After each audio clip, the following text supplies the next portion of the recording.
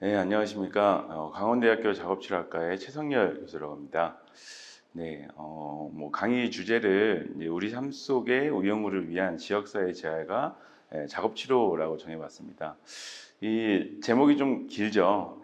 긴데 요즘에 이 우영우라는 드라마가 굉장히 핫한 것 같습니다. 그래서 우영우라는 드라마를 소재로 좀 다뤄볼까 고민을 하는 과정에서 고민이 좀 많아지다 보니까 제목도 조금 길어지지 않았나 생각을 하는데요. 우영우라는 이 드라마 작품이 실제 이 변호사라는 직업과 자폐라고 하는 그 장애 진단을 진단을 소재로 해서 이 드라마가 만들어지다 보니까 상당히 이 극과 극에 있는 것 같이 보이는 이미지를 가진 두 가지 용어죠. 그렇다 보니까 많이 이슈가 되기도 하고 또 특히 이 작품 속에서 굉장히 자폐에 대한 특성을 조금씩 재미있게 많이 그려낸 것 같기도 하고요. 또 다르게는 이 변호사라는 직업 자체도 어렵지 않게 다가가게 함으로써 이제 굉장히 이슈가 되지 않았나 생각을 해봅니다.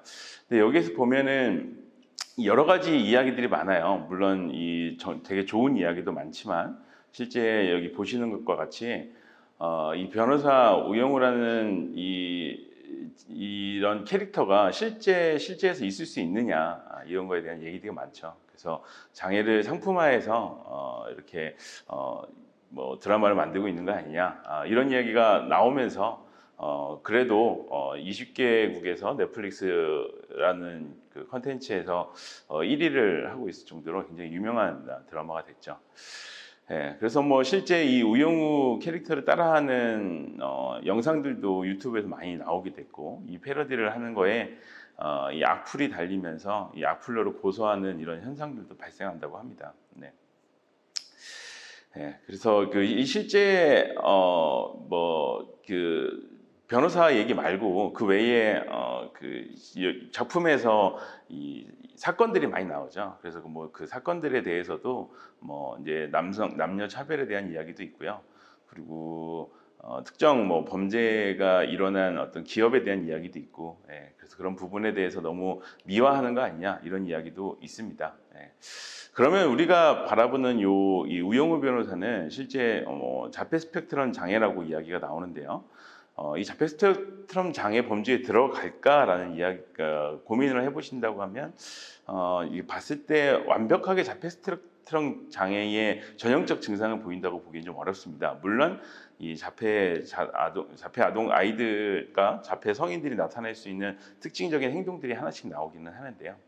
실제 그래서 아스퍼거 신드롬이나 서번트 증후군이 아니냐 이런 이야기도 많죠. 아스퍼거 신드롬이라고 하면은 보통 자폐성 성향을 가지고 있어서 상동 행동 똑같은 행동을 반복하는 매너리즘적인 상동 행동들도 나오고요.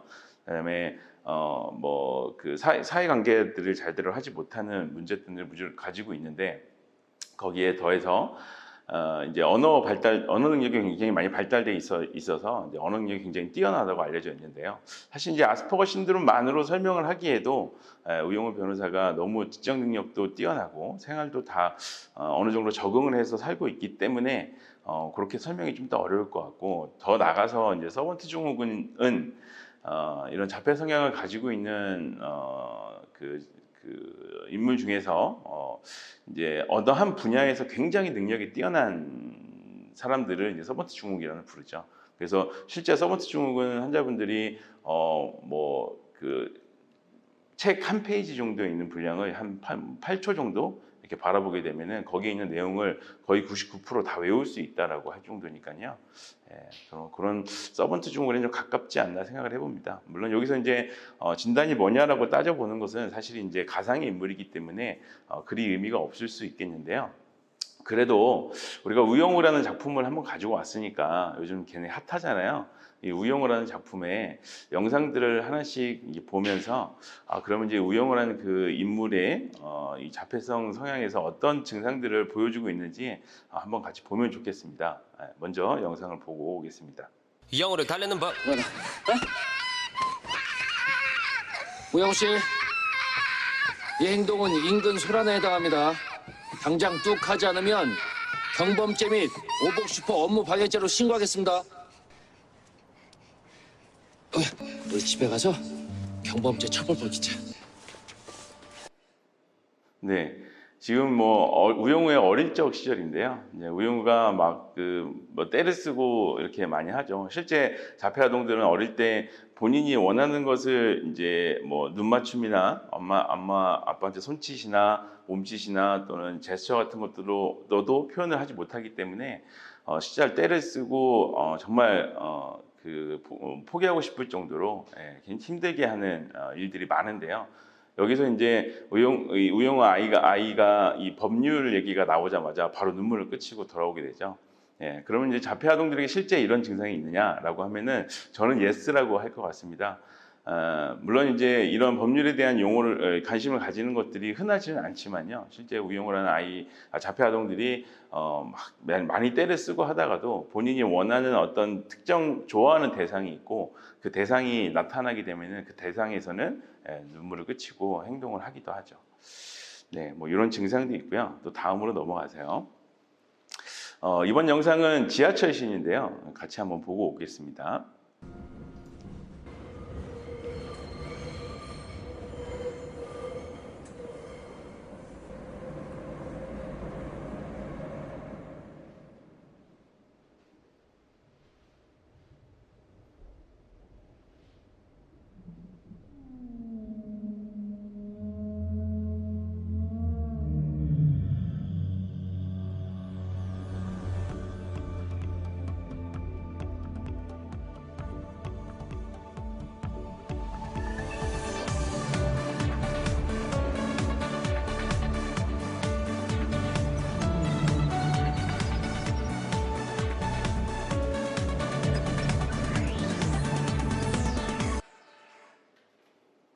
그래서 여기 영상에 보면은 처음에 잠깐 짧게 지나가는데요. 그 우영우가 이 이어폰을 쓰기 전에 헤드셋을 쓰기 전에 그 앞에 보면은 주변 사람들의 모습을 막 비춰주면서 굉장히 혼란스러워하는 모습이 나옵니다.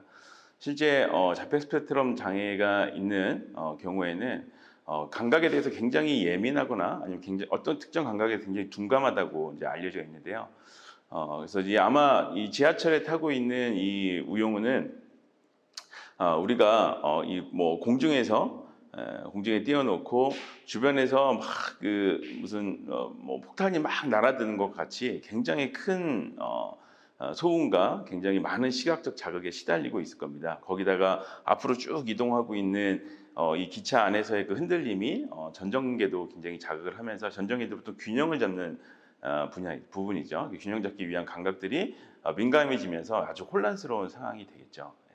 그래서 이런 상황들은 충분히 있을 수 있는 상황인데 헤드셋을 통해 가지고 특히 이제 이 우영우라는 드라마 속에서 부분 나오는데 이 인물이 실제 청각적인 소음에 대해서 굉장히 민감하게 나오죠. 이것도 전형적인 이제 자폐 진단의 그 증상이긴 한데요. 그런 모습을 봤을 때 헤드셋을 통해 가지고 소음을 차단하는 것은 아주 좋은 방법이 되는 것 같습니다. 다음은 김밥 먹는 장면인데요. 같이 한번 보겠습니다.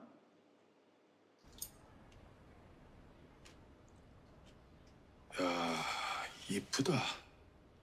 김밥 속의 햄 바꾸셨습니까? 왜? 맛이 별로입니다. 어쭈? 그냥 먹어. 다 큰 녀석이 아빠한테 밥상을 차려주지 못한 망정. 반찬 투정이냐?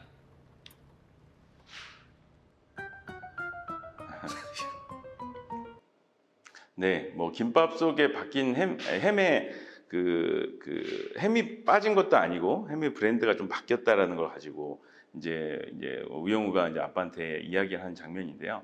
실제로 그 자폐성 장애가 있는 분들이 구강에서도 감각이 굉장히 예민한 경우들이 많습니다. 그래서 특정 음식을 되게 좋아하기도 하고요. 특정 음식을 굉장히 싫어하고, 근데 그 싫어하는 이유가 뭐 향 때문이기도 하고, 입의 질감 때문이기도 하고 그런데요. 그래서 이렇게 특정 햄의 종류를 구분할 수 있을 정도로 발달하는 거, 예민한 거 충분히 있을 수 있는 일인 것 같습니다. 네. 뭐 또 다음에 보면요, 이번에는 비행기 씬인데요. 네.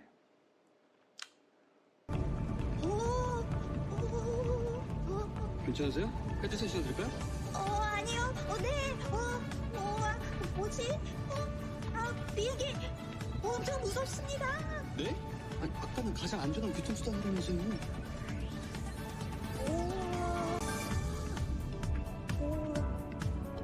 이상합니다. 비행기가 정말 이상합니다. 네, 뭐 이 장면에서도 아까 지하철선과 지하철신과 비슷할 겁니다. 이 비행기 속에 타게 되면은 우리가 공중에 뛰어 올라올 때 정상적인 사람들도 굉장히 몸이 붕 뜨는 것 같은 느낌이 들죠. 그래서 그것도 우리가 중력에 대해서 감각을 느끼는 그 정전 감각의 변화가 빠르게 일어나기 때문인데요. 거기에다가 비행기에서 나타나는 비행기 뭐 타이어 마찰 소리라든지 공기 저항으로 나타나는 소음 같은 것들이 더해져서 우영우 변호사가 굉장히 불안해할 수 있어요. 근데 지하철신과 여기의 신을 비교해 보면 굉장히 디테일하다는 생각을 하게 된 것이 지하철신에서는 굉장히 불안한 것을 꾹 억누르면서 억제를 하고 있는 느낌인데 여기서는 약간 기분이 좋으면서 좋은데 약간 좀 혼란스러워하는 느낌이 나잖아요. 실제 자폐 장애가 있는 분들이 전정 감각을 굉장히 즐기는 경우가 있거든요. 실제 제가 치료를 했을 때 이 눈을 감고 그 그네를 타게 되면 눈 감고 그네를 타고 보면 그 그네가 크게 움직일 때 굉장히 불안하고 좀 더 전정 감각이 많이 들어오면서 이것들이 훨씬 더 자극을 많이 주게 되는데요. 실제 이거는 이 시각이 원래는 전정 감각들을 좀 보상해 주는 효과가 있는데 그 보상을 해주지 못하기 때문에 나타나는 현상이거든요. 근데 그거를 좀 훨씬 더 즐기는 경향들이 있어요. 그래서 치료를 할 때 뭐 1시간, 2시간이고 눈 감고 계속 그네를 타거나 아니면 우리 놀이터에 보면 뺑뺑이라 그러죠. 거기 타고 계속 도는 것을 즐기는 아이들도 있었거든요. 실제 여기서 우영우 변호사가 조금은 전정 감각에 대해서는 조금 기분이 좀 좋아지는 현상이 나타나지 않았나. 그래서 좋은 장면이라고 생각을 해봤습니다. 그 다음은 이제 반향어 얘기를 조금 해볼 건데요. 여기 반향어 영상이 두 가지가 있는데 두 가지를 다 보고 말씀을 드리겠습니다. 보세요. 자료권 해보세요. 피고인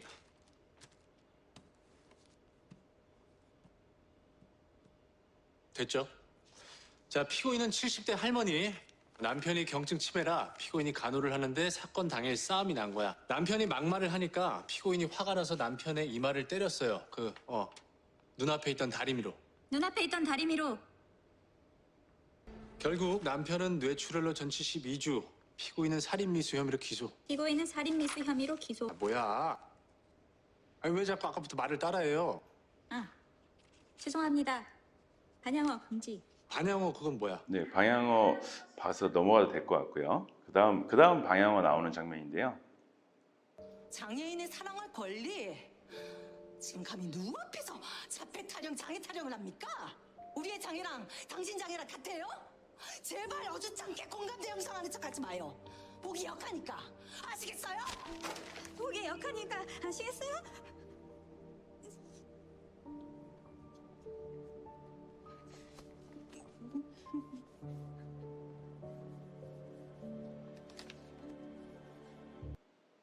네, 두 가지 방향어 상황의 차이가 분명히 보이시죠. 하나는 뭐가 본인이 좋아하는 이 법률에 대한 이야기를 하면서 즐거운 상황에서 일어나는 일들, 그리고 하나는 굉장히 혼란스러운 상황에서 좀 불안할 수 있는 상황에서 나타나는 일들인데요. 원래 이런 두 가지의 경우에 방향어가 나타나는 특성들이 좀 다릅니다. 굉장히 즐겁고 이럴 때는 그 장면을 약간 그 당시를 즐기는 듯하게 톤의 변화가 많지는 않지만 약간 올라갈 격앙된 상태에서 막 반향어를 하기도 하고요. 지금과 같이 굉장히 불안해지는 상황에서 그 불안한 상황 속에서 방향어가 나타나기도 하는데 보통 이 불안한 상황 속에서는 방향어를 할 때 우영우 변호사가 손을 이렇게 손톱으로 손가락을 뜯는 모습이 나왔었죠.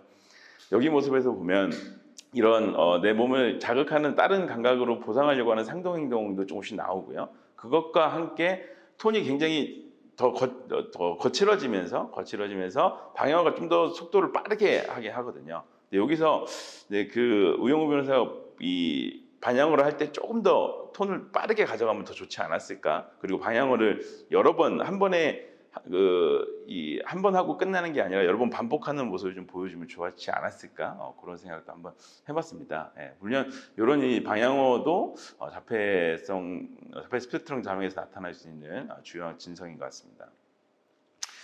예, 다음 장면은 이제 눈치 없이 상황에 맞지 않게 이야기하는 건데요. 이것도 잠깐 보고 가겠습니다.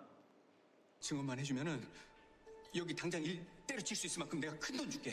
예? 큰 돈을 주면 안 됩니다. 증언의 대가로 통상적으로 용인되는 여비나 일당 정도를 초과하는 과도한 급부를 제공하기로 한 약정은 반사회적 법률 행위에 해당하여 무효입니다. 변호사님. 아니 그리고 내 돈 갖고 내가 준다는데 뭐가 안 됩니까? 아니, 거짓말 해달라는 것도 아니고 사실 있는 그대로 말해달라는 건데. 안 됩니다. 민법 제103조 그새 잊으셨습니까? 아이, 변호사님 좀. 네, 뭐 로또 당첨금을 이제 다 받기 위해서 이제 한 장면에서 증인을 매수하기 위한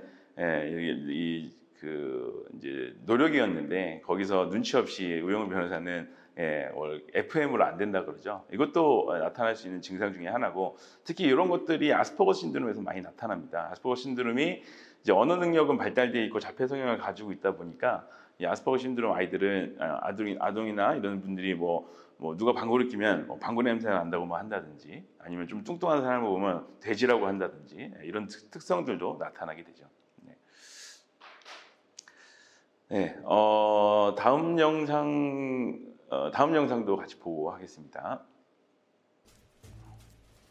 재판장님이 들고 있는 우산에는 돌고래 모양이 새겨져 있습니다. 얼핏 큰 돌고래 같다고 생각하실 수도 있겠지만 큰 돌고래보다는 몸통이 날씬하고 길쭉하니 이것은 남방 큰 돌고래라고 판단하는 것이 무슨 소리 하는 겁니까? 좋겠습니다. 예, 재판장님. 그 돌고래는 남방 큰 그 남방 큰 돌고래는 네, 여기서도 재판하는 과정에서 이제 지금 재판에 대한 이야기만 해야 되는데 갑자기 돌고래 얘기 본인이 좋아하는 얘기가 나오니까 돌고래 얘기로 막 돌아갔다가 다시 이제 재판으로 돌아오는 장면이죠. 예, 이것도 이제 아스퍼거 신드롬 아동들이 말을 할 때 말이 유창해가지고 굉장히 똑똑해 보이지만 실제로는 이제 뭐 우회적인 언어를 많이 사용한 데서 이야기를 하다 보면은 우리가 3000% 빠진다 그러잖아요. 다른 이야기 한참 하다가 그리고 다시 원래 본론으로 돌아오는 이런 특성을 좀 보이는데요. 예, 그런 것들이 좀 드러난 장면이 아닌가 생각이 됩니다. 네, 여기서는 이제 판사가 안 된다고 하는데 이제 억지로 계속 쫓아다니면서 이야기하는 장면인데요. 같이 보겠습니다.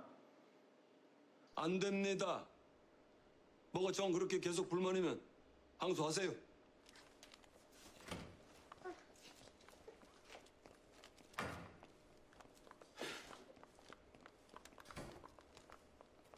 아 뭐요 뭐? 피고인은 결국 피해자에게 돈을 받아내지 못했습니다. 이런 경우까지 강도상해죄의 기수로 재판받는 것은 위헌입니다. 위헌법률 심판 제청을 하고자 하니 변론 제기를 허락해 주십시오. 네, 분명히 되지 않는 상황인데도 불구하고 막 손을 들면서 따라다니죠. 예전에 그 봉숭아학당이라는 뭐 이제 코미디 프로그램에서도 그 맹구가 막 손을 들면서 이제 뭐 다른 아이들 다 못 일어나게 하고 눈치 없이 본인이 다 계속 발표하려고 하죠. 이렇게 불쑥불쑥 끼어드는 이런 현상들도 자폐 아동들이 나타나는 특성 중에 하나이고 잘 기다리지 못하는 거죠. 본인의 순서를 기다리지 못하는 그런 특성이죠. 그리고 여기서도 나오고 앞에서도 나왔는데 이렇게 그 반향어를 할 때 이 서류를 이렇게 줄을 맞추는 모습이 나왔는데 이렇게 줄지어서 이렇게 보여주는 줄지어서 그 줄을 딱 맞춰야 되는 이런 현상들도 자폐 아동들이 많이 보이는 증상 중에 하나라고 할 수 있겠습니다. 네, 그리고 이거는 문에 들어가기 전에 장면인데요.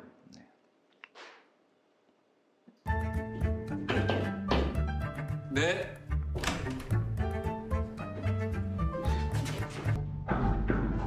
네, 이렇게 문에 딱 들어가기 전에 하나, 둘, 셋 하고 들어가잖아요. 물론 뭐 이런 특성이 늘 나오진 않지만 뭐 예를 들면 특정 지나가는 통로에 이렇게 쇠로 돼 있는 문 손잡이가 있어요. 그러면 그 쇠로 돼 있는 문 손잡이를 손가락으로 손톱으로 툭툭 두드리면 손끝에 감각 자극이 많이 오거든요. 그래서 그런 촉각에 대한 추구가 많은 사람들은 이렇게 들어갈 때 아이들 같은 경우는 들어갈 때 두드리면서 꼭 거기를 꼭 두드리지 않으면 거기를 못 지나치고 화를 내는 그런 경향을 보이는 경우들도 있거든요. 그런 것 같이 아마 그런 모습을 표현하기 위해서 그럴 건데 아마 어떤 특정 문을 통과할 때에는 그 문을 안으로 들어갈 때 폐쇄된 공간으로 들어갈 때 이 느끼는 감각의 변화가 굉장히 클 겁니다. 폐쇄된 공간에 가게 되면은 소리도 많이 울리게 되고 그다음에 그 공기의 흐름도 완전히 달라지게 되거든요. 그런 것들까지 자폐성 스펙트럼 장애는 느낄 수 있기 때문에 아마 그러지 않나 생각됩니다. 네, 이렇게 여러 영상들을 막 봤는데요. 사실 우영우 변호사 드라마를 보면서 지금까지 쭉 정주행을 하고 있는데 그 드라마 안에서 나오는 행동들을 여러 개를 보면은 얘기하고 싶은 게 정말 많은데요. 그러면 실제 우영우 변호사가 자폐성 장애 아동이나 성인들의 특성을 굉장히 잘 보여준 드라마라고 생각은 듭니다. 그러면 실제 이 드라마 속 인물들은 실제 실존하고 있을까? 그렇다면 실존한다면 우리 주변에서는 어떻게 생활하고 있을까? 이런 생각을 해보면요. 앞에서 얘기한 것처럼 이 논란이 많이 됐을 정도로 이 증상이 이런 증상을 보이는 사람들은 있을 수 없다라고 하는 물음표를 가지는 걸까요? 그리고 실제로 있을 수 있다. 실제 다른 매체 속에서 소개하는 걸 보니까 이제 국외에서 어떤 그 자폐성 장애 변호사를 보이는 경우들도 있더라고요. 자폐성 장애 중에서 특성만 가지고 있으면서 능력이 뛰어난 분들 많기 때문에 가능성이 없다라고 할 수는 없지만 저렇게 저런 형상들 똑같이 그 인물을 나타낼 수 있을까라는 건 의문부호가 좀 있을 것 같습니다. 네, 그래서 이제 우리가 우영우 변호사를 통해서 이제 장애 진단 하나 정도를 바라본 건데요. 그러면 우리가 이 자폐성 장애라든지 다른 장애가 있는 분들을 우리 주변에서 많이 관찰하고 우리가 실제 어떤 직업을 가지고 있는 분들에서 많이 접하고 있을까라고 생각하면 과거보다는 많이 좀 많아진 것 같기는 해요. 근데 아직까지도 우리가 눈에 띄지 않는 곳에서 생활을 하고 있는 경우들도 상당히 많을 것 같습니다. 그래서 그런 부분을 해결하기 위해서 지역사회 재활이라는 것이 필요하다. 우영우라는 그 어떤 특정 인물들이 밖에 나와서 사회생활을 하는 것처럼 장애가 있는 분들도 밖으로 나와가지고 사회생활을 해야 된다라는 취지에서 세계보건기구에서도 그 CBR이라고 그러죠. 커뮤니티 베이스드 리해빌리테이션이라고 하는 그 지역사회 재활에 대한 가이드라인을 제시하고 있는데요. 그 가이드라인을 제시하는 그 페이퍼 속에 나오는 그림입니다. 그 그림에 보면은 중간중간에 지팡이를 들고 있는 분도 있고 휠체어를 타고 있는 분도 있고 장애인 택시도 보이고요. 이런 것들이 많이 보이는데요. 실제 이렇게 어떤 군락을 이루는 것처럼요. 병원이라든지 학교라든지 또는 이제 여러 가지 우리가 소비를 할 수 있는 생활 여건이라든지 이런 데서 장애인분들이 비장애인과 같이 어울려서 생활할 수 있고 그리고 어느 시설에 들어가서 요양원이나 이런 데서 생활을 하는 게 아니라 실제 이런 내가 살고 있는 내 집에서 내 가족과 함께 생활할 수 있는 여건을 만들어주는 게 진정한 지역사회 재활이다. 이런 것들이 앞으로 반드시 이루어져야 된다라고 하면서 세계보건기구에서도 이런 그림들을 내놓고 있습니다. 요거는 이제 콜롬비아에 대한 예인데요. 콜롬비아 국가가 이제 그 면적으로 보면 한국보다는 좀 넓은데요. 인구라든지 이런 걸 봤을 때는 한국과 좀 유사하다고 봅니다. 근데 현재 콜롬비아에는 4,500만 인구 중에서 약 200만 정도가 장애로 등록이 되어 있다고 하는데요. 실제 그분들 중에서 재활 서비스를 약 40% 정도밖에 지원을 못 받았다고 합니다. 그래서 이런 이 원인이 뭐냐 이렇게 봤을 때 여기 위쪽에 보이는 그림은 이 콜롬비아에서는 그 지방자치 지방 구역 행정구역을 6단계로 나누고 있다고 하는데요. 보통 1, 2, 3단계가 도심이라고 보시면 되겠고 4, 5, 6단계가 이제 지금 시골이라고 보시면 될 것 같습니다. 근데 실제 재활을 받을 수 있는 어떤 그 병원이라든지 재활을 받을 수 있는 재활센터라든지 이런 것들이 거의 1, 2, 3단계에 있는 도심에만 집중이 되어 있고 시골에는 없다 보니까 시골에서 도심으로 가려고 하면은 비용이라든지 시간이 많이 드는 문제가 있다라는 거죠. 그래서 콜롬비아에서 이런 문제들을 해결해 주기 위해서 해결해주기 위해서 해결해주기 위해서 그 주정부와 세계의 지원을 조금 받아가지고 이 주정부에서는 이 콜롬비아에다가 지역의 재활센터를 건립을 하고 이런 이동들을 줄여주고 비용 효율도 줄여주는 역할들을 하도록 노력을 시작을 했고 이미 하고 있다고 하는데요. 여기 한 예를 보면 시골에 있는 한 아이가 있습니다. 이 아이가 이 그림상으로 보여지는 진단이 소개되지는 않았지만 그림상으로 보여주는 걸로 봤을 때는 주로 뭐 내성마비나 이런 양상을 좀 보이는 것 같은데요. 다리가 가위자 모양으로 꼬여 있는 것이. 근데 이 친구가 재활치료를 받기 위해서 소요되는 시간이 3시간 정도였대요. 보통 3시간이면 3시간 가서 재활치료 2시간, 4시간 받고 다시 집에 돌아오면 밤이 되겠죠. 비용도 3시간 차로 이동한다고 하면 비용도 많이 들 거고요. 그래서 이 친구가 가가지고 3시간 이동을 해서 여기 페이퍼 속에 보면은 물리치료죠. 물리치료, 운동치료도 좀 받고, 그 다음에 작업치료도 10번 정도 받고, 언어치료도 좀 받고 막 이랬을 때, 이렇게 다 하고 나서 다시 돌아오는 이런 스케줄들을 생각을 해봤을 때, 실제 처음에는 막 되게 재밌고 즐거운 상상을 하고 갔지만, 결국은 이런 비용이나 시간 문제로 인해 가지고 계속 어렵게 되고 거기 결국은 도심에 머물러야 되나라는 이주를 해야 되나 이런 고민들을 하게 된다는 겁니다.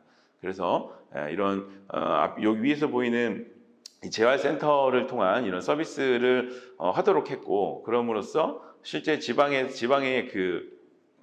다운타운에다가 재활센터를 건립함으로써 이 서비스를 제공하는 노력들이 현재 지금 계속 진행이 되고 있다고 합니다. 네, 그래서 결국은 이 친구는 집에서 재활도 받고 엄마 같은 경우는 이 재활 컨설팅 해주는 분을 통해서 가족 경제에 대한 것들도 좀 상담도 받고 아이를 앞으로 쭉 키워나가는 데 있어서 필요한 것들 재원이라든지 아니면 치료를 어떻게 받아 나가야 되고 성장에 대한 것들도 상담을 받게 되죠. 그리고 궁극적으로 집에서 아주 가까운 곳에서 내가 원하는 대로 치료를 받을 수 있기 때문에 실제 가족과 생활하면서 또래 친구들과 정상적인 비장애 아동들과도 마찬가지로 내가 성장하는 과정에서 아이들과 어울리고 공부도 하고 하면서 재활을 받을 수 있는 이런 환경이 만들어져야 진정한 지역사회 재활이 되고 진짜 우리가 드라마 속에서 보는 그런 우영우와 같이 잘 케어가 돼서 성장한 장애 성인들을 볼 수 있지 않을까라는 생각이 듭니다. 실제 그러면 이 콜롬비아라는 국가는 아까 말했다시피 면적은 우리보다 국가 면적은 넓지만 실제 인구가 우리가 비슷하고 그런 국가인데요. 근데 실제 GDP나 이런 걸 보면은 경제적인 상황은 콜롬비아가 한국보다 썩 좋지는 않습니다. 여기 뒤에 경제 지표들을 보게 되면은 국내 총생산이라든지 총소득이나 이런 것들을 비교해 봤을 때 한국은 어느 정도 발달이 되어 있는 선진국에 들어가려고 하는 국가라고 하면 이제 콜롬비아 같은 경우는 이제 한참 막 개발이 되고 있는 개발도상국이라고 봐야 될 것 같은데요. 실제 보면은 콜롬비아 경제 성장률은 세계 17위로 약 10% 정도 되는데 반해서 한국은 4% 정도 되니까요. 한국은 어느 정도 성장이 돼서 안정을 취해야 되는 국가인데 이런 콜롬비아와 같은 복지에 대한 노력들은 어떻게 되고 있을까 그런 고민을 하게 되는데요. 이 부분도 이 영상을 같이 봤으면 좋았을 텐데 시간 관계상 KBS 파노라마에 나와 있는 그 꿈을 찾는 치매 노인들 일본 치매 노인의 복지시설이라고 하는 어떤 그 작품에서 나왔던 치매를 가진 노인분들의 그 가족의 일상을 보여준 그림인데요.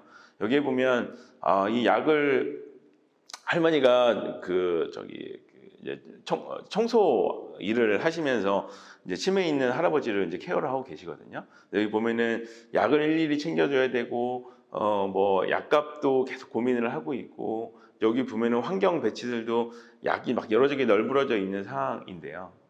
이런 상황에서 한국에서도 지역사회 재활을 해야 된다라는 취지에서 방문 재활 서비스가 시작이 됐고 그래서 만약에 한국 작업치료사들이 방문 작업치료를 통해서 이 약을 관리하는 부분에 대해서 이렇게 관리를 해줄 수 있다는 거죠.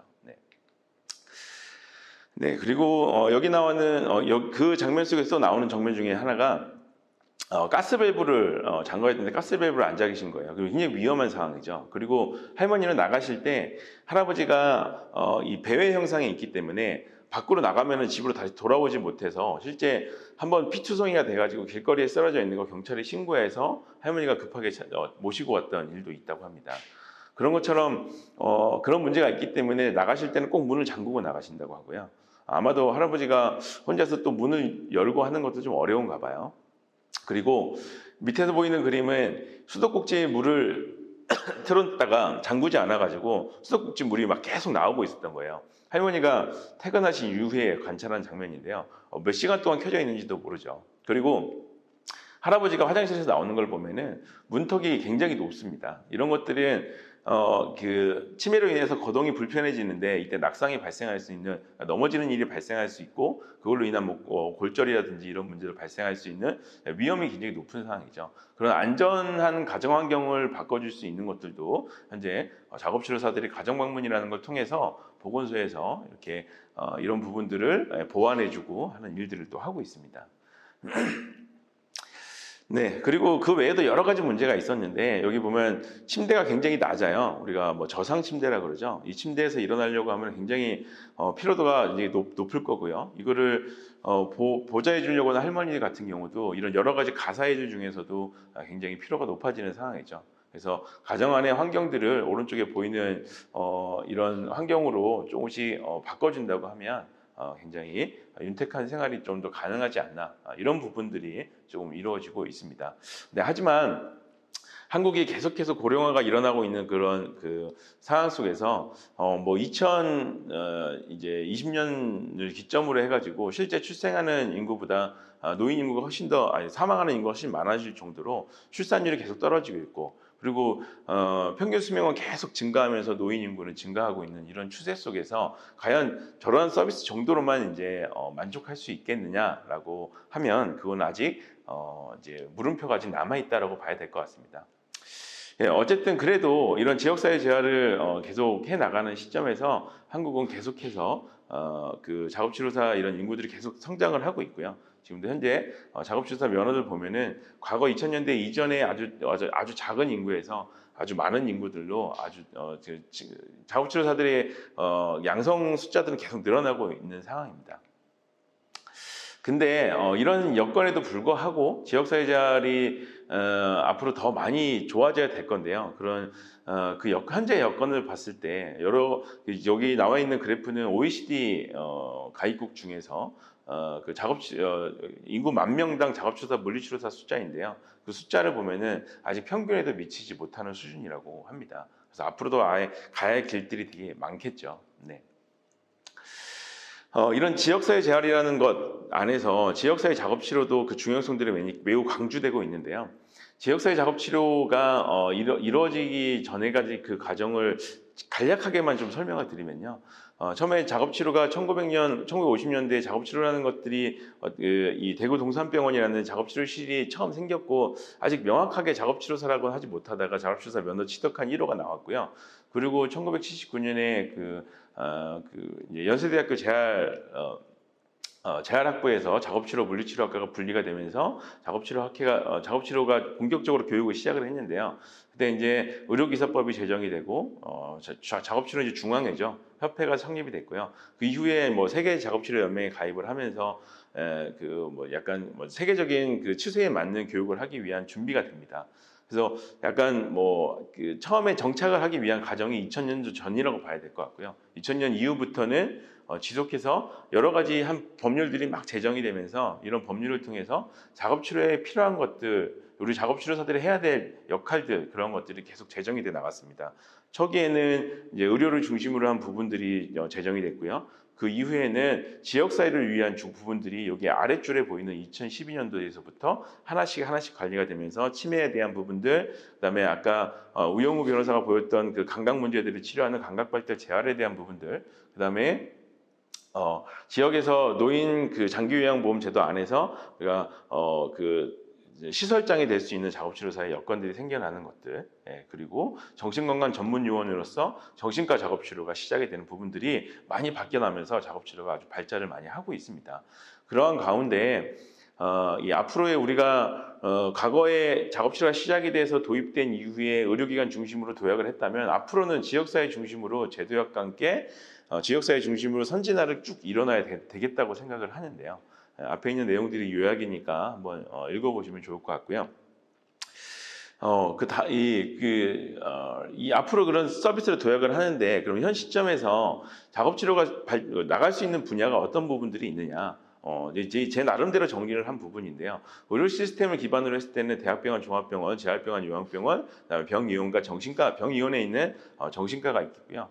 지역사회 기반으로 했을 때는 또 여러 시설이나 센터라든지 이런 것들이 있겠고, 그다음에 보건을 중심으로 보건 서비스가 제공되는 기관으로 봤을 때는 건강보험 공단요양직이라든지 보건직 공무원이라든지 그다음에 보조공학사, 운전재활 전문가 이런 것들이 있겠습니다.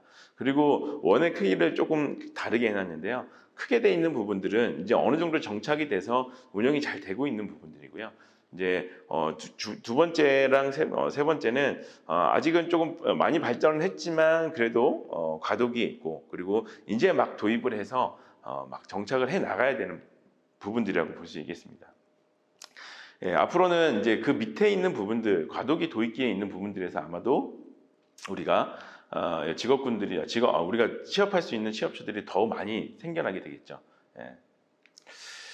맞습니다. 예, 그래서 이렇게 한국도 이 지역사회 재활과 함께 지역사회 작업치료를 위한 태동들이 계속해서 이루어지고 있는데요. 이제 앞으로는 이 지역사회 작업치료에 대한 부분들, 그리고 지역사회 재활되는 부분들이 앞으로 강화해 나가는 게 세계적인 추세이기 때문에 한국도 피할 수 없을 겁니다. 이 가운데 있는 그림은요, 일본에서 나와 있는 통합 지역사회 케어 시스템이라고 해서 그 환자분 장애가 있거나 이런 분들이 진정으로 지역사회 안에서 생활할 수 있게 하려고 하면 뭐든지 30분 안에 원스톱 서비스가 이루어질 수 있어야 된다는 겁니다. 본인 집에서 30분 안에 이동할 수 있는 곳에 의료 시스템 이미 기반이 되어 있는 곳에서 수술도 받을 수 있고 응급처치도 받을 수 있어야 되겠고, 그다음에 아주 오랫동안 장기간 케어하는 시설들도 가족과 가까운 곳에서 왕래를 자주 할 수 있도록 해야 되고, 또는 방문을 통해 가지고 장기 케어를 할 수 있게 해야 되고, 그다음에 그 외에 예방적 차원에서 하는 그런 보건 서비스들도 집에서 가까운 곳에서 원활하게 받을 수 있어야 되겠다. 그래서 앞에서 얘기했던 우리 지역사회 작업치료를 중심으로 작업치료가 발전해 나가고 있는 이런 시스템들이 요 안에서 이렇게 녹아내면서 이 직업군들이 앞으로 이제 생겨나고 있고, 그리고 앞으로 많이 발전할 것이다라고 볼 수 있겠습니다. 그러면 이런 그 복지사회로 가는 이 상황 속에서 지역사회 작업치료에 대한 요구들은 이제 어떻게 있었느냐라고 하면, 이제 그러니까 과거에 대한 얘기인데요. 이 장애 진단 이후에 제때 치료를 받지 못하는 상황들이 많았고요. 그래서 그 많은 것들이 경제적 부담이 있고, 그다음에 가장 큰 것이 전문성이 부족하다. 왜냐하면 지역에 있는 가까운 치료를 받으러 가보면 그리고 국가에서 인정하고 있는 그 면허를 받은 작업치료사, 물리치료사 이런 전문인들이 없고, 다른 자격증이 있는 분들이 많다 보니까 이런 요구들이 많았었고요. 그리고 요거는 이제 학교 작업치료에 대한 부분인데요. 그런 요구가 많아서 이제 서비스가 제공이 되고 있는데 불구하고 지금 현재 미국 같은 경우는 전체 아동 작업치료 인구들 중에서 학교 작업치료 인구가 훨씬 더 많다고 합니다. 여기 그래프에도 보면은 스쿨이라고 되어 있는 부분이 가장 크게 나와 있죠. 훨씬 많아서 전체의 거의 70%에 육박한다고 하는데요. 한국은 아직까지는 이제 학교 작업치료를 종사하는 인구들이 있기는 있습니다만 그 비율이 많지 않아서 앞으로 이쪽에서 많이 취업이 많이 이루어져야 될 것 같습니다. 실제 이것과 관련되어 있는 법령으로는 여기 빨간색 네모에 표시되어 있는 것처럼 이런 법률이 준비가 되어 있기 때문에 우리가 앞으로 이거에 대한 것들을 확장을 해 나가면 될 것 같습니다.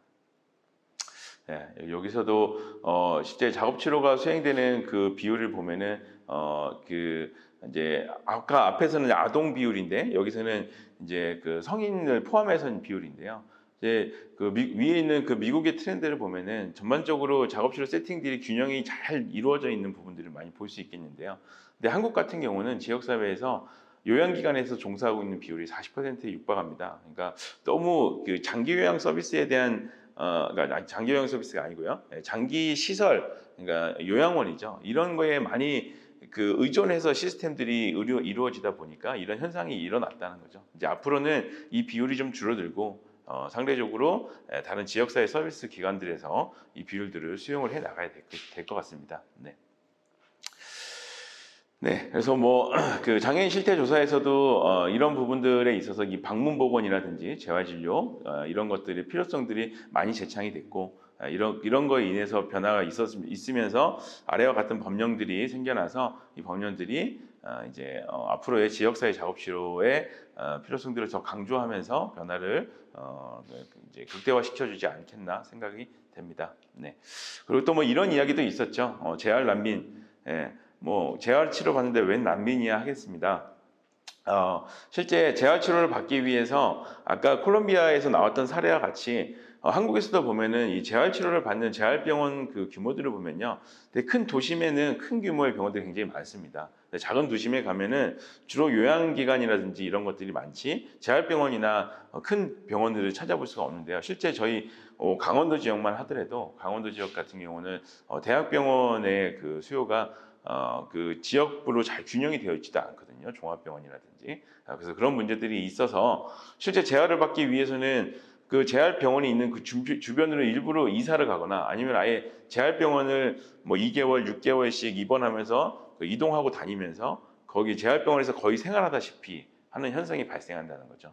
그래서 이런 것들을, 이런 병원 중심으로 되어 있는 것들을 조금 더 이 지역사회에서 재활 서비스를 제공하는 그 시설을 중심으로 해서 변화가 일어나야 된다. 그래서 그거에 대한 준비가 됐고요. 준비가 됐으니까 거기로 나가서 우리가 이런 제대로 된 서비스들을 제공하면 될 것 같습니다. 네. 그래서 이러한 그 변화에 대한 시작점으로서요. 이제 회복기 재활병원이라는 것들을 이제 운영을 하기 시작했었는데요. 근데 이 회복기 재활병원도 지금 시범 사업이 이제 1차가 끝나고 이제 2차로 넘어가고 이제 2차가 진행이 되고 있는데요. 근데 그 빈도를 보면 여기 지도에 보이는 것처럼 실제 수도권이나 경기도 부분에 많이 밀집돼 있고요. 여기 회색으로 보이는 부분은 회복기 재활병원이 원래 이런 장기 치료를 받아야 되는 분들이 집에서 받을 수 있도록 서비스를 제공한다는 개념에서 시작이 됐는데 실제 보면 이런 회색으로 되어 있는 여러 지역에서 한계 이하로 아직은 좀 변화를 더 많이 해야 되는 부분이죠. 이제 앞으로 많이 변화가 이루어질 거라고 생각이 되고요. 관련 법령들은 또 있으니까 참고하시면 될 것 같습니다. 네. 그리고 이제 이거는 마지막으로 좀 아쉬운 부분인데요. 이제 이런 앞에 했던 부분들은 밑에 법령이 딱 제시가 되면서 작업치료에서 많은 부분들이 준비가 돼 있다라고 할 수 있겠는데요. 여기에 표에 정리된 부분을 보면 실제 선진국들에서는 작업치료사든지 이런 의료기사들이 독립적으로 시설을 이제 오픈을 해서 이 재활센터를 운영을 하면서 환자분들이 지역에서 잘 치료를 받을 수 있게끔 운영을 하고 있습니다. 아주 작은 기관들이 되게 많은데요. 한국은 이제 이런 것들이 의료법에 의해서 아직 제한이 되어 있죠. 근데 다른 앞에서 봤던 법령 중에서 그 재가시설 요양이라고 하는 그 장기요양보험 서비스라는 거기 안에서는 시설장이 될 수 있는 권한은 생겼는데 그거는 조금 부족하고 앞으로 좀 더 이 부분을 해결해야 될 부분들이 중에 하나가 이제 한국에서도 이런 의료기사들이 이 지역에서 공식적으로 의료보험 서비스 안에서 오픈을 하고 그다음에 환자분들한테 양질의 재활을 할 수 있는 이런 시설들도 조금 필요하지 않나 생각은 듭니다. 이런 것들도 변화에 대한 발걸음이 분명히 있을 것이라 생각을 하고요. 네. 그렇습니다. 그래서 이제 현재 지역사회 재활이 왜 필요한지 이야기를 하고 지역사회 작업치료가 그러한 거에 발맞춰서 지금까지 현재 우리 작업치료가 발전을 해왔고 앞으로 이제 나아가면 된다라고 했었는데요. 그래서 앞으로 복지 사회로 가는 이 30년 동안 우리 한국 작업치료는 지역사회 기반의 선진화를 이루면서 앞으로 2050년을 향해 가야 되지 않겠나 생각을 합니다. 네. 앞으로 충분히 할 수 있고 기반이 마련되어 있기 때문에 이제 앞으로는 이제 여러분들이 나가서 이제 작업치료를 선택하신다고 하면 그 주역이 되시면 될 것 같은데요. 네. 그러면 아까 앞에 봤었던 이런 그 원스톱 서비스 그 모델 안에서 모델 안에서 의료 기반 시스템에서는 이제 지역 사회 기관들과 함께하는 협력 체계가 구축이 돼야 될 거고요. 그다음에 보건 서비스 안에서는 우리가 가족과 함께할 수 있는 환경 속에서 그 콜롬비아의 그 내성마비로 보이는 그 한 아이가 장기 케어를 받았던 것처럼 우리가 컨설팅하는 그런 역할도 해야 되겠고요. 그다음에 지역에서는 반드시 이 시설로 되어 있던 그런 환경들을 지역에서 편하게 내가 내 집에서 내 가족과 함께 생활하면서 치료를 받고 돌아오고 하는 이런 시스템들이 이루어질 수 있도록 해야 되겠죠. 네. 그런 것들을 하는 과정에서 제가 작업 치료를 하고 있기 때문에 작업 치료가 이런 걸 할 수 있다고 주장하는 것이 아니라 실제 작업 치료를 교육하는 그 커리큘럼과 그다음에 작업 치료사가 가지고 있는 그 역량, 어떤 교육 통해서 우리가 가질 수 있는 역량들이 무엇이 있다라고 얘기하는 부분에서 지역사회 이 빨간색으로 표시되어 있는 부분이 우리가 지역사회 작업치료 나갔을 때 뭐 환자분들의 휠체어를 관리해주고 이동성을 도와주고 그다음에 직업을 갖게 해주고 그다음에 건강 관리를 해주고 그다음에 건강 관리를 하는 전반적인 관리하는 역할을 해주고 방문해서 치료를 하고 이런 것들을 할 수 있다라고 하는 역량들이 세계적으로도 인정을 받고 있습니다. 그렇기 때문에 한국 작업치료도 이러한 부분들이 우리 작업치료사들이 앞으로 역량을 발휘를 해야 된다라고 생각을 합니다. 네, 그래서 이거는 그래서 나와 있는 작업치료와 관련되는 전문 분야이니까요. 요거는 한번 이렇게 캡처해 놓으셨다가 정말 작업치료 궁금하시다고 하면은 뭐 노인에서부터 정신과 여러 그 뭐 상킴 장애, 뭐 환경 관리의 여러 가지 전문 분야들이 있고 실제 이 활동들이 있거든요. 그래서 이런 용어를 한번 검색하시면서 작업치료 이런 게 있구나라고 한번 찾아보시면 좋을 것 같습니다. 네. 예, 한국에서도 이런 그 세계적인 추세에 맞춰서 이런 각 학회들이 이루어져서 학술적인 부분들이 많이 준비가 됐고요. 이렇게 전문가를 작업치료 안에서도 전문 분야를 양성을 하고 있습니다. 그래서 이런 전문 분야 양성을 통해서 이분들이 이제 각 지역사회의 그 주요 부처로 가서 이제 활동을 지속을 해 나가고 있기 때문에 앞으로 미래가 밝다라고 생각이 들고요. 예, 그러면 이런 지역사회 작업치료가 이제 딱 태동이 잘 됐어. 이제 정착이 된 상태에서 정착은 아니고 준비가 된 상태에서 앞으로 선진화를 위한 과정들을 쭉 해 나가야 될 건데요. 그러면 이상적인 모델은 어떤 게 있을까라고 해서 두 가지 정도 가져와 봤는데요. 여기는 일본 주간보호 센터라고 할 수 있는 이제 꿈의 호수촌이라고 합니다. 여기서는 실제 작업치료사들이 지금 주간보호센터를 이제 그 폐공장을 다시 리모델링을 해가지고 운영을 하면서 지역에 있는 환자분들이 오셔가지고 여기서 재활 서비스를 받고 있습니다. 오시게 되면은 흔히 우리가 병원에서 볼 수 있는 막 그 매트랑 또는 뭐 이게 막 의약품이 막 널어 있는 그런 상황이 아니고요. 같이 생활하는 공동 공간에서 낮에 오셔가지고 본인이 원하는 일들을 선택을 하시고요. 그다음에 선택한 일들을 한 이후에는 요 센터에서만 쓸 수 있는 화폐를 받고요. 그 화폐를 통해서 다시 뭐 원하는 활동을 다시 선택을 해서 뭐 이렇게 여가 활동을 하기도 하고 음식을 만들기도 하고 스포츠를 하기도 합니다. 예. 그리고 이동하는 그 중간중간에는 그 장애가 있는 분들이 건강이 나빠지지 않도록 환경을 일부러 조금은 난이도를 조절하면서 계단도 만들어 놓고 뭐 끈도 만들어 놓고 했습니다. 그런 과정에서 본인들이 이동을 할 때 조금 신체를 많이 사용할 수 있게끔 자연스러운 상황을 만들어 놓고 있고요. 그러다 보면은 본인이 의지해서 본인이 선택한 거를 활동을 하면서 그 활동을 통해서 본인의 신체도 잘 관리가 된다는 거죠. 그럼으로써 본인이 한 이후에 그 본인이 그 활동하고 나서 또는 이제 식사를 하고 나서 남아 있는 집기라든지 이런 것들도 스스로 정리하고 스스로 자발적으로 이런 것들을 할 수 있게끔 구성이 돼 있다고 하죠. 한국도 이러한 부분들이 앞으로 많이 생겨나야 되고 우리가 장기요양보험 서비스 안에서 시설을 운영할 수 있게 됐기 때문에요. 이런 모델들이 하나씩 생겨나야 된다고 생각합니다. 실제 지금 몇 군데에서 생겨나면서 실제 운영이 되고 있거든요. 네. 이런 부분들이 잘 되면 좋을 것 같고요.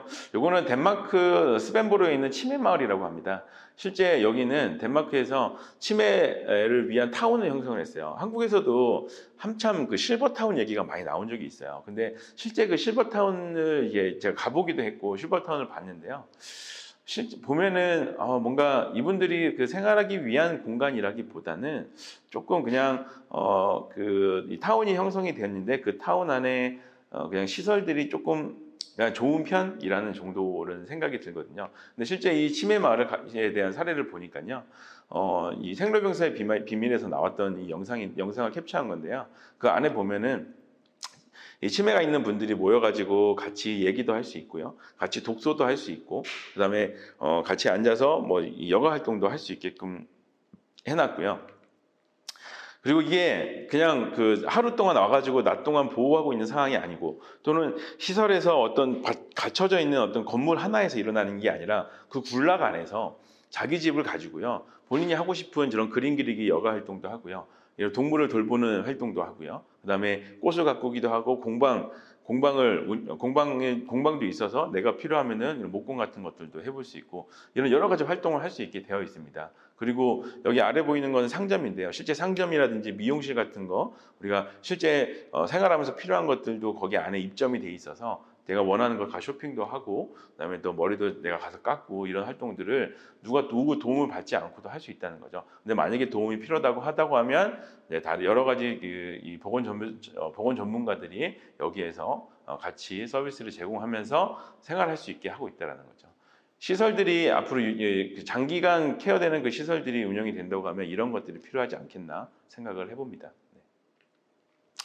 네, 이렇게 해서 우리가 지역사회 작업치료를 중심으로 해서 앞으로 작업치료의 미래가 굉장히 좋다라고 제가 이야기를 했는데요. 그러면 그게 정말 사실이냐라고 하면, 이런 부분들이 있기 때문에 국가에서도 이런 데이터들이 나올 때 작업치료가 유망 직종 안에 포함이 되지 않나 생각합니다. 과거에는 뭐한 7, 8위, 5위 안에도 들어갔던 기억이 있는데요. 11위 정도로 조금 밀려서 아쉽기는 하지만, 요즘에 또 워낙 핫한 인공지능 이런 부분들도 많이 있어가지고 그런 것 같기는 합니다만, 여전히 이러고 그 밑으로 내려가지는 않을 거라 생각이 듭니다. 네. 그리고 분명 우리가 이런 평균 소득이 굉장히 높은 직업군은 아니에요. 이 왼쪽에 있는 그림을 보면 사실 저도 저런 그림을 넣어놓으면 아쉽기는 합니다. 근데 인정할 건 인정해야 되기 때문에 평균 소득군이 높지는 않아요. 근데 시설을 운영할 수 있다든지 아니면은 센터를 운영할 수 있는 그런 센터장을 하거나 이런 분들 같은 경우는 못지않게 굉장히 수익성이 좋은 부분이거든요. 작업 치료가 과거에 조금 부족했다라고 하는 부분들이 창업에 대한 부분이었는데요. 지금은 창업에 하는 분들도 굉장히 많이 생겨났고 창업을 할 수 있는 길도 열렸기 때문에 이런 부분들도 앞으로 많이 해소가 되리라 생각을 합니다. 네, 그래서 미래 유망 직종 작업 치료에 대해서 지역사회와 이런 드라마라는 장애에 대한 드라마 소재를 가지고 한번 설명을 드려봤는데요. 이 작업 치료라는 직업에 대해서는 어느 정도 좀 아셨으리라 생각이 들고요. 우리 강원대학교 작업치료학과는 국내 유일 국립대학입니다. 더 말할 필요가 없이 아주 우수한 대학과 작업치료학과라 생각이 들고요. 실제 외국에서 레지던스 캠퍼스라고 하는 이런 그 시스템들이 이게 같이 모여가지고 그 안에서 함께 공부하고 딱 공부에 집중한 이후에 방학이 되면 집으로 돌아가는 이런 시스템들이 우수하게 운영이 되고 있는데, 우리 강원대학교 독일 캠퍼스도 이런 환경을 아주 우수하게 갖추고 있기 때문에 여러분들이 혹시나 작업치료에 관심이 생기고 작업치료 선택하신다고 하면 우리 강원대학교 작업치료학교에 오시면 국내 넘버원 인재가 될 수 있도록 잘 양성하도록 하겠습니다. 네, 이상으로 작업치료에 대한 소개를 마치도록 하겠습니다. 네, 감사합니다.